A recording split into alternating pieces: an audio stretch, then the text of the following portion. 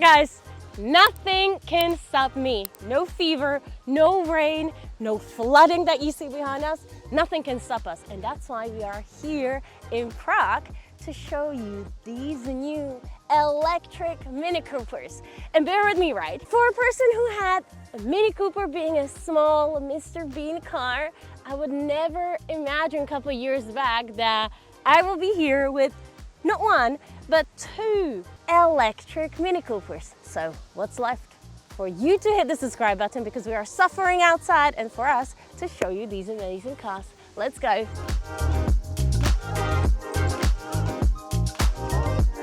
Let's check out the front. You can see the S over here, then the mini badge. The entire grille is now one single chunk. And as you can see, also the arches and the angles over here are a little smoother.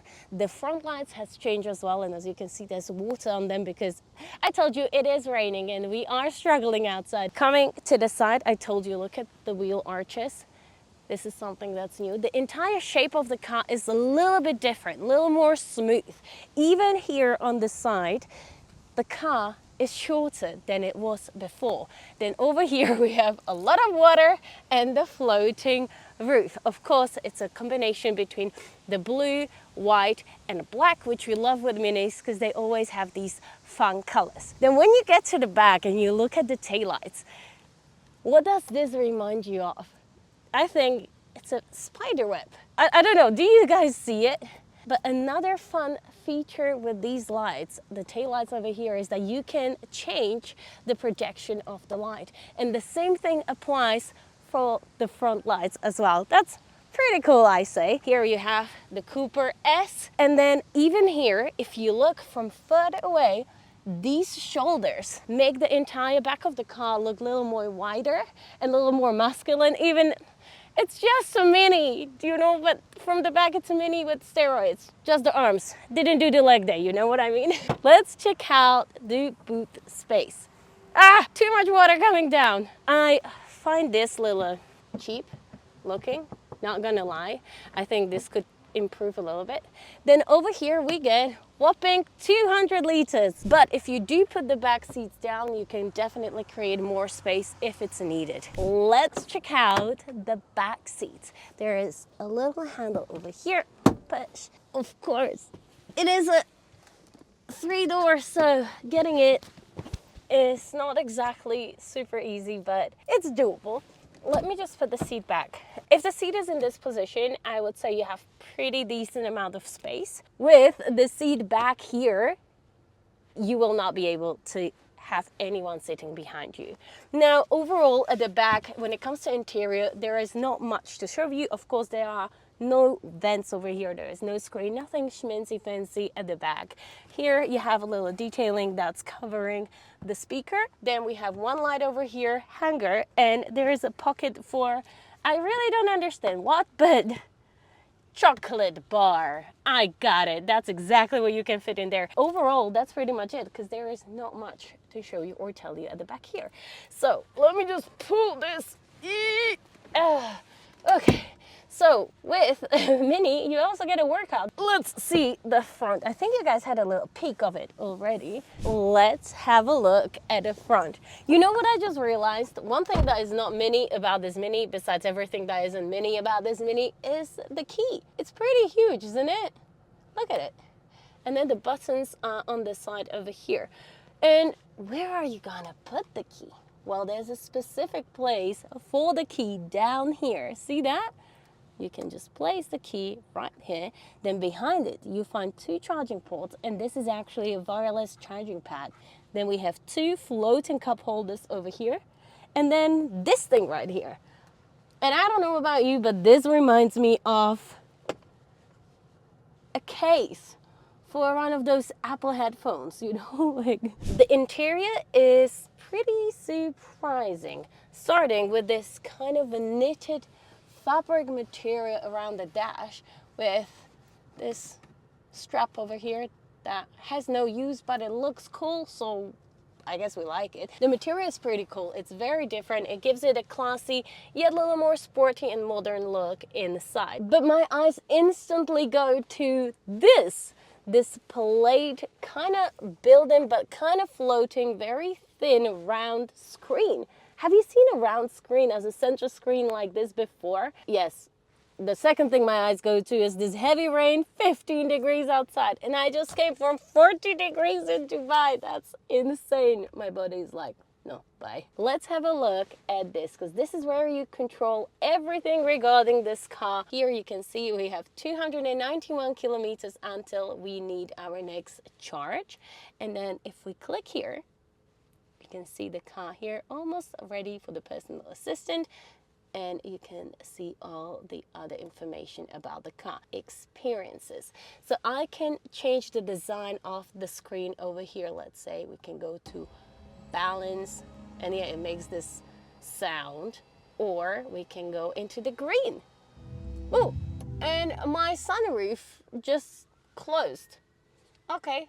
Thank you. So something about this right here is super funny. Imagine you are driving and then this bird right here is going to be on the screen flipping its wings. And someone told me that this also changes onto a cat. So once you are going faster, it's a cat running. And there's something called Let's Celebrate. If I click on that, you will see the mini personal assistant appear on the screen. And trust me, he is, well, cute. Look at his little pup. You have this little doggy over here, and this is also your car assistant. So if you want to voice control the new electric Mini, you can just say, hey Mini, heat up my steering wheel, or hey Mini, open the windows, and then this little guy will appear from the screen and help you with all of that. So how do you turn the car on? They made this really cool key kind of looking button over here, which you need to turn to start the car, and same applies for if you want to turn the car off. Just turn it around. That's quite funny. Then your gear selector is over here, so if we want to change the gears, it's right here. And then for the experiences, you can also twist this right here. And this is a leather multifunctional heated steering wheel with basic commands over here. Then we have a strap that we've seen on the dashboard there. Then one thing that I am not so sure about and I would really love to see improved are these plastic stalks over here, because come on, with the price tag of this car, with the interior that looks so nice, do we still need cheap plastic stalks? I don't think so. And I'm gonna tell you one thing. I got in the car and I didn't change the steering wheel because we were trying to go as fast as we can so we don't get completely soaking wet with the rain and we can actually film this video. I sit here and I cannot see the heads-up display whatsoever. Like, I could see nothing. And in that case, your speedometer is also in here. You can still kind of see the inner circle over here is your speedometer when you drive. I can't see that as long as I don't position the steering wheel lower. And then here it becomes a little too destructive to look down here, because then like I'm supposed to drive like this. But overall, it's very straightforward and quite basic at the front here. The Mini has actually over 500 kilometers of range, and this is a single motor that produces 213 horsepower with 313 Newton meters of torque. And this Mini is not that miniing anymore. This actually weighs 1,600 kilograms. So here is the Mini that's not so mini, aka the Mini Countryman. And this is a four-wheel compact crossover from Mini, which is now even bigger than it was. And if you look at it from the front, it's very sleek over here. Then it leads us to the headlights, and then the wheel arches are much wider, and the entire thing at the front is just wider than the one that we know from before. From the angle over here, we can see that the car is pretty tall and pretty wide as well. What happens at the back is what people buy this car for, and that is space. Yes, you guessed it right. So let me open the back. It automatically opens up, not like that, because that I had to lift up. And you get 460 liters of space with underfloor storage as well. But if you put the back seats down, you get 1,350 liters of space combined, which is pretty generous and a lot of space. Then with a press of a button, I can just close the back of the car. And that lets us check out the back seats. Welcome, this is the back of the Countryman. Let's check it out. Oh, okay. Even though the seat is super far back, there is quite enough room for my niece as well. The seats feel very comfortable. We have this beige or gray leather seats with the blue mini detailing over here and burgundy and turquoise stitching, which is very nice. Then, the strap that we have seen in the previous car, running through the armrest with 2 cup holders over here. The previous one was a little more claustrophobic than here. You have plenty of space. The material over here, the knitted fabric material, is the same as we have seen there, just in a different color.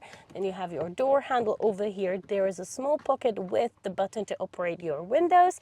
We see the same speaker cover over here in the door pocket. We also have the seat pocket, a little more space over here to put something. You can operate your events, and 2 charging ports. The panoramic roof goes all the way to the back. If you need a car for school errands, city errands, shopping errands, or everyday comfortable and safe car, this looks like a very good option. But let's check out the front and then we can really say if we like that one or this one more. Let's go. Here we are. Well, that's a little different interior than over there. Well, color-wise at least. But the vents are over here, as you can see, and you can move them, which we didn't see over there.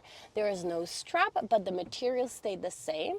And then, as you can see, this is like dark blue, and here it fades into brown, and then we see the brown color continuing at the back door where we were just sitting. We do have the same circled screen as well with the same features, and here you can see Spike, your voice assistant over here. I told you we already see him there celebrating with us. Navigation, of course, it comes with Apple CarPlay, Android Auto, which is the same for the car that we just seen. It's pretty much the same. I think the major difference between them is just the size of the car itself. Over here we also see the space for the key right there, and also you have a wireless charging pad. There's a little storage over here, 2 cup holders, and then here you have similar pockets, similar in a material way, and then armrest over here, charging ports over here, and a little more storage. The interior and the feeling of the car is pretty much the same. This one is just more spacious, so it's better for families and people that need a bigger car and space. So what do we have under the hood? Well, this is a dual motor all-wheel drive that produces 308 horsepower with 494 newton meters of torque, going from 0 to 100 in 5.4 seconds. Let's see what's the battery difference between these 2 cars. Well, this is setting you at a 54 kilowatt hour battery, and then this is a 66.5 kilowatt hour battery, and both of them claim to go from 10 to 80% within 30 minutes when it comes to charging. So what do you guys think? Which one would you pick? The fast and smooth, or the family and comfortable one? Let me know in comments. Don't forget to like, comment, and subscribe. And guess what? I'll see you next time. Bye!